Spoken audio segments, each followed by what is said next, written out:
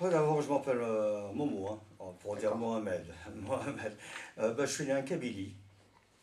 En Kabylie, donc la Kabylie, ça se trouve en Algérie. Alors, il y a deux Kabylies, il y a la haute et la basse. Moi, je suis du côté de la basse, donc pas loin de la mer.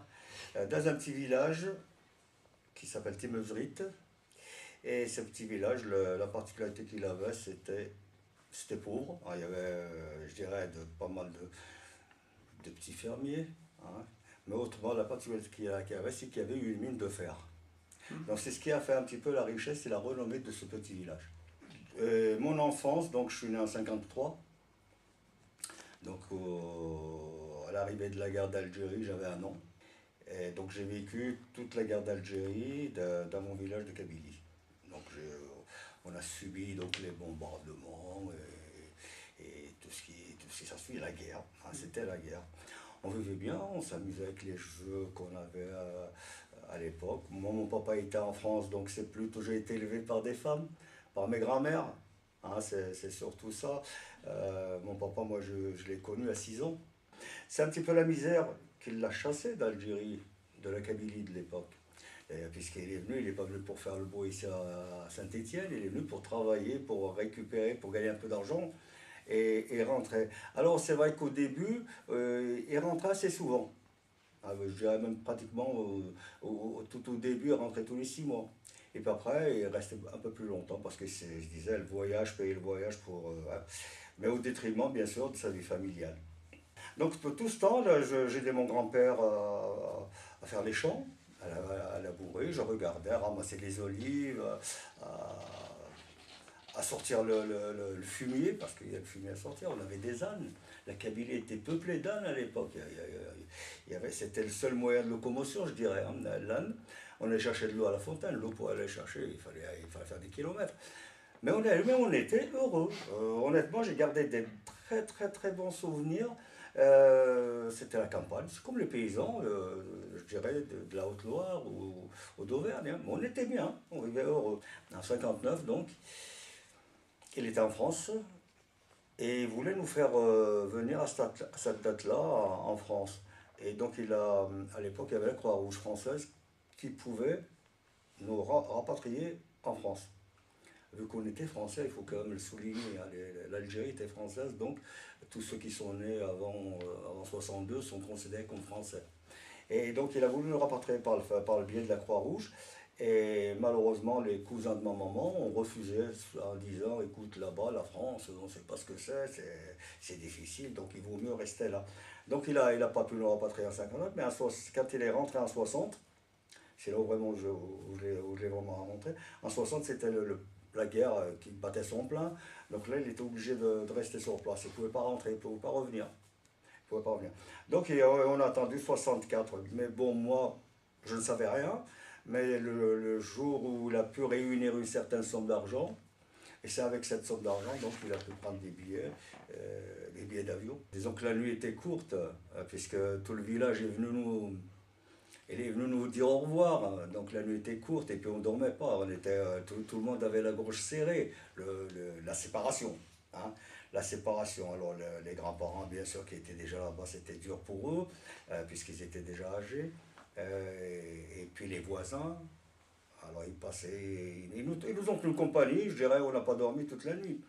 À 4 heures du matin, ils nous ont suivis pendant des kilomètres, je dirais, pour arriver euh, dès que la route était petite, et ça, des petits chemins, ils nous suivaient encore, et puis quand la voiture a pris son élan, elle est partie, là, ils se sont arrêtés, mais c'est vrai que ça a été la gorge serrée, aussi bien nous que ceux qu'on a laissés. Hein.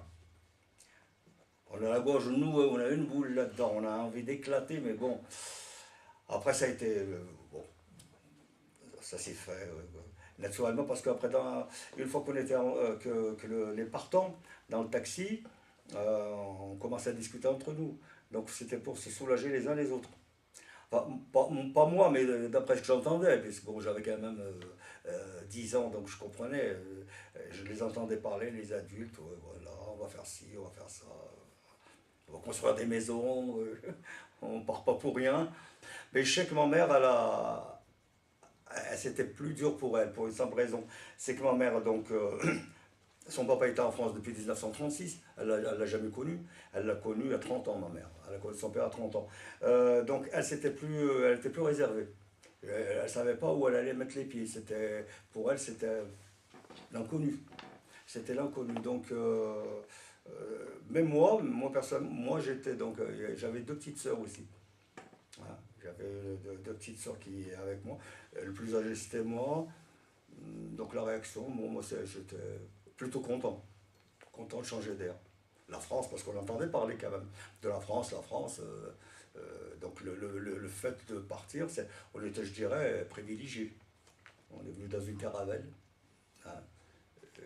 Et c'était la première fois que je montais dans un avion, il faut voir. Et donc on a atterri à Bron, à l'époque c'était pas Saint-Exupéry. De mémoire. Et quand à l'avion, je me souviens, j'étais assis à une place où il y avait juste les ailes de l'avion. Et moi, la seule chose que je regardais durant tout le voyage, c'était les ailes. Et quand on m'a dit qu'on était arrivé en France, je dis mais on n'a pas bougé de place. Parce que pour moi, l'aile était là, elle n'a pas bougé. Autrement, bon, une fois, donc, c'est la seule chose que j'ai gardée. Ouais, les odeurs, quand j'ai atterri à Bron, c'était autre chose. Il y avait des odeurs étranges. La pâtisserie, la charcuterie, tout ça, c'était étrange. On n'avait pas l'habitude de ces senteurs, je dirais. Et on a atterri à Saint-Étienne. Arrivé dans une ville, on était tout étonnés, on voyait ces grands bâtiments qu'on ne connaissait pas chez nous. On était un peu étrange, des escaliers, on avait quoi? Le maximum c'était deux, trois marches. Là, il fallait monter au quatrième étage chez les cousins qui habitaient au bâtiment D à l'époque, il me semble. Alors, au bâtiment D à Mogara. Et donc c'était la première action, c'était dur. Et puis, je me souviens, on est arrivé le 1er février 64. Et le 1er février 64, si vous avez de la famille qui a un petit peu de mémoire, il a fait très très froid sur la région de Saint-Étienne.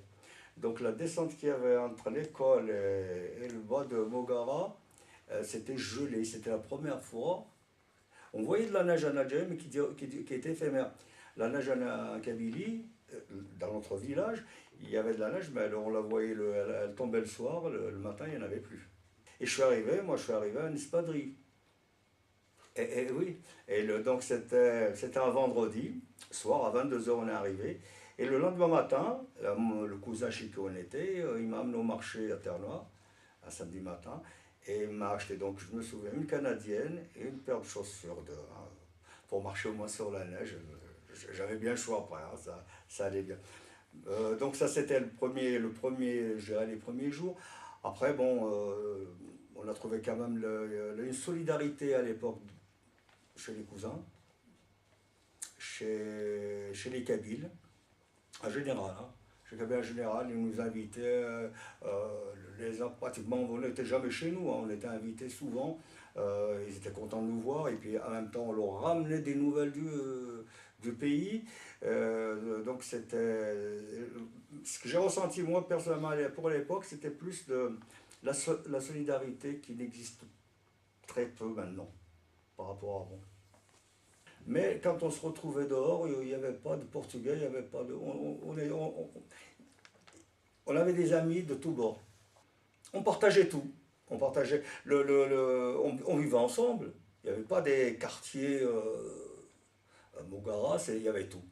Quand on faisait le couscous le dimanche, la voisine d'à côté, ou les deux voisines qu'on côtoie le plus souvent, on leur amenait un saladier de couscous. Mais la voisine qui faisait des pâtes, je sais pas, elle leur amenait un petit truc. Il y avait ce partage, il y avait une confiance. C'est-à-dire quand on partait en vacances, il n'y avait pas l'alarme, il y avait la voisine qui surveillait la maison. Maintenant, ça ne se fait plus. Et c'est ça qui est dommage.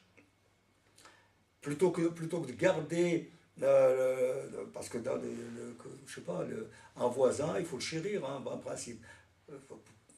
On a besoin d'un voisin, d'un bon voisin. À l'époque, c'était ça. Maintenant, ça se fait moins. À 10 ans, bon, on jouait plus à Mogara à l'époque, hein, parce que on ne nous laissait pas partir, les parents étaient... Il n'y avait que les bus, hein, on n'avait pas de voiture, c'était rare qu'il y avait un Kabyle qui avait une voiture à l'époque, hein, il n'y en avait pas. Et Mogara, je ne sais pas si vous connaissez, c'est quand même loin de la rue principale.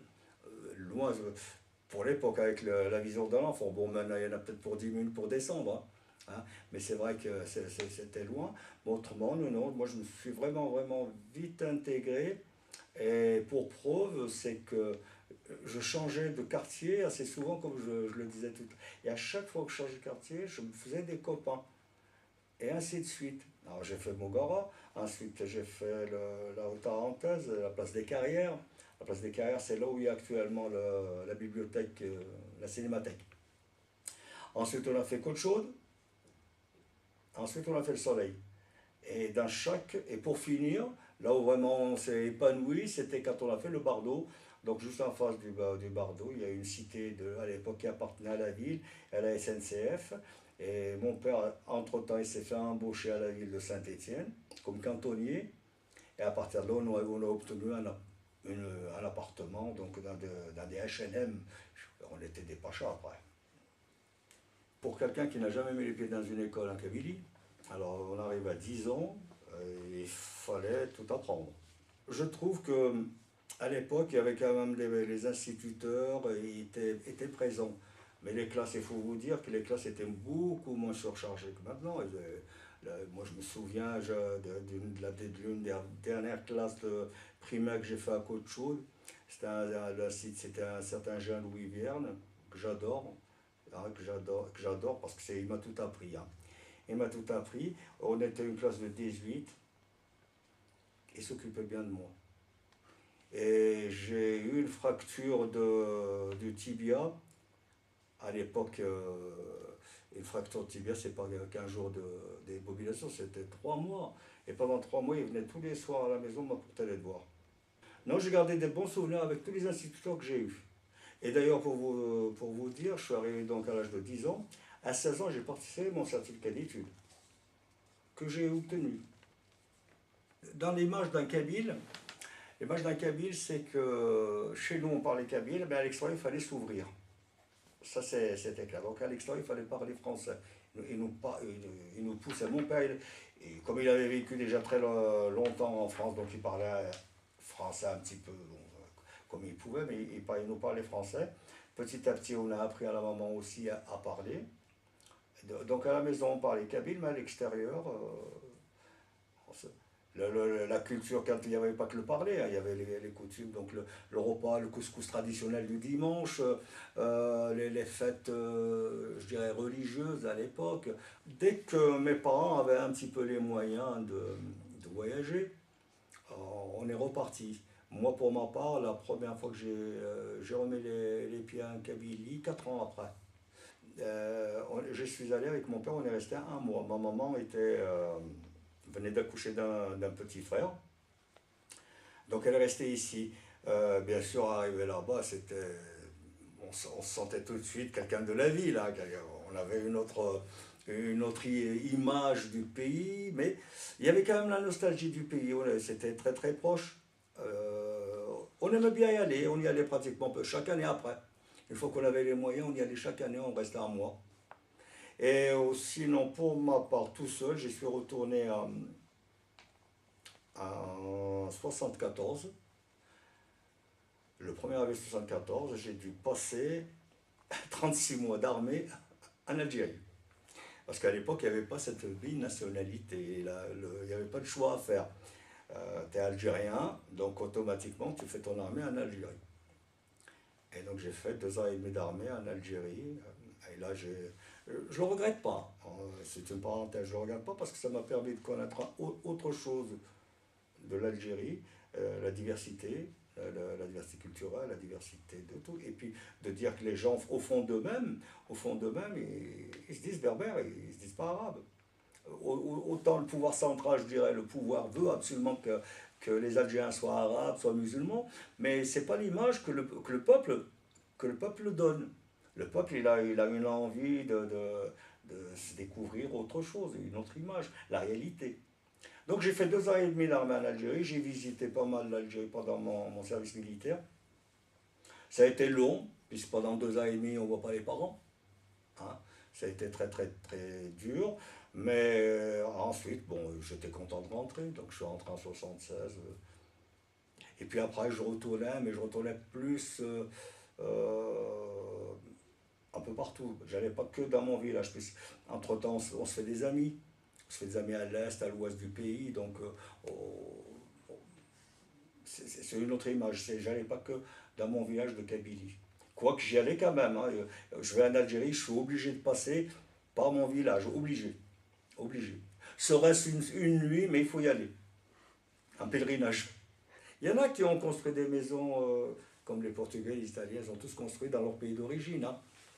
Mais malgré ça, ils se sentent bien quand même ici. Moi, j'ai ma maman, elle aime bien y aller. Elle y retourne assez souvent. Mais elle reste 3 semaines et puis c'est bon. Hein. Elle reste 3 semaines, elle rentre. Puisque l'ambiance n'est pas pareille, et puis même nos cultures anciennes ont disparu. Voilà. Non, on a gardé nos coutumes, et puis petit à petit, on s'est tous aperçus qu'il y avait des coutumes qui n'étaient pas les nôtres, en ce qui concerne les Kabyles, qui n'étaient pas les nôtres, donc certains Kabyles les ont délaissés. Oui, parce que bon, le Kabyle, il est issu d'une grande famille qu'on appelle les Berbères. Les Berbères, donc c'est des habitants d'Afrique du Nord. Leur territoire, c'était de Siwa en Égypte jusqu'aux îles Canaries. Hein, c'est toute l'Afrique du Nord, c'est des Berbères. Et jusqu'à présent, c'est des Berbères. Mais l'amalgame qu'on fait actuellement, on nous prend pour des Arabes. Donc tout ce qui est culture arabe, il y a un rejet. Il y a un rejet. Culture, je dis culture arabe imposée. Pas culture arabe en tant que culture arabe. Hein. Et ça, donc, notre histoire, elle a plutôt été un petit peu balayée. Il n'y a que ces dernières années qu'on réussit à s'accrocher grâce à Internet, grâce aux écrits. Donc on sait maintenant que le berbère s'écrit, qu'on a eu des grands rois, qu'on a eu des alliances avec les Romains, avec les Grecs. On a un roi Jugurtha qui est mort dans le même cachot que Vercingétorix. Par exemple, les Berbères ont donné des rois, par exemple, ou même des grands bonhommes comme Saint Augustin, c'est le père de l'Église moderne, mais c'est un Berbère. Petit à petit, ce rejet s'est installé. Ce rejet s'est installé parce qu'on se sent lésé de notre histoire, de notre culture d'origine. Parce que actuellement, il y a un mélange, si on veut, un mélange entre la culture et la foi. Pour aujourd'hui, pour la majorité des Français, un Algérien, c'est un musulman. Ah, voilà, maintenant, on ne parle plus de culture, mais on parle plus de religion. Et ça, ça nous froisse. Voilà. La religion, c'est la foi, elle est en soi, c'est personnel. Bon, maintenant, la culture, moi, personnellement, je n'ai pas de culture arabe et je n'en veux pas. J'ai ma culture berbère, amazigh, je la garde. On est démocrate, on est laïque. Voilà. Des actions, oui, ça fait 20 ans que je suis président d'une association berbère à Saint-Étienne. Alors, la première s'appelait ACBS, Association culturelle berbère stéphanoise. Ensuite, on l'a débaptisé, on l'a appelé ECLA, l'espace culturel Loire-Amazigh. Donc, ça fait 20 ans que je vais un peu dans cette association. C'est juste le but, c'est de promouvoir la culture berbère, de la faire connaître. Bon, par le biais de concerts, puisqu'il y a de la musique kabyle, par le biais de cinéma, par le biais de la littérature. Et puis bon, on fait nos fêtes traditionnelles, comme Inaïe, le Nouvel An berbère. Juste une parenthèse, on est en 2966 chez les Berbères. Hein, voilà, depuis le 12 janvier. Hein. Voilà, le Nouvel An berbère, c'est le 12 janvier. Autrement, on commémore le printemps berbère 1980, c'est là le soulèvement de toute la Kabylie. Donc on commémore cet événement parce qu'il y a eu des morts. Ça se passait à l'université à Alger, hein, il y a eu des morts.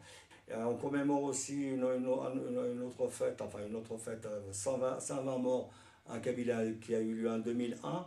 Donc aussi c'est les jeunes qui se sont soulevés pour de réclamer justement le droit de parler kabyle, d'enseigner le kabyle. Et là c'est pareil, 120 morts.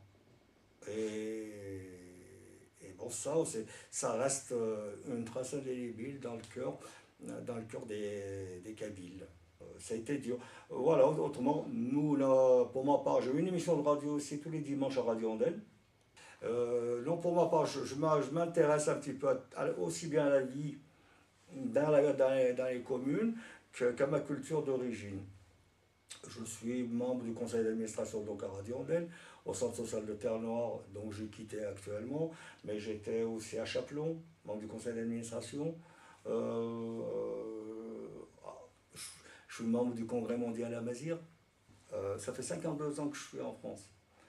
Je suis français. Le pays qui m'a élevé, qui m'a éduqué, c'est la France. Je me sens à 100% français, il n'y a rien à dire. Mais il faut quand même vous dire que, qu'on le veuille ou non, on garde en soi notre culture d'origine. Et la culture d'origine, je crois que c'est, il ne faut pas la perdre. Pour nous tous, la France, elle s'est faite comme ça. La France, il y a des Italiens, des Espagnols, des Portugais, mais bon, ils sont français. Mais ils ont quand même leur fibre de Portugais, d'Italiens, de Turcs, etc. C'est ça qui fait la richesse de la France. Si le monde entier était comme ça, il n'y a aucun souci, hein.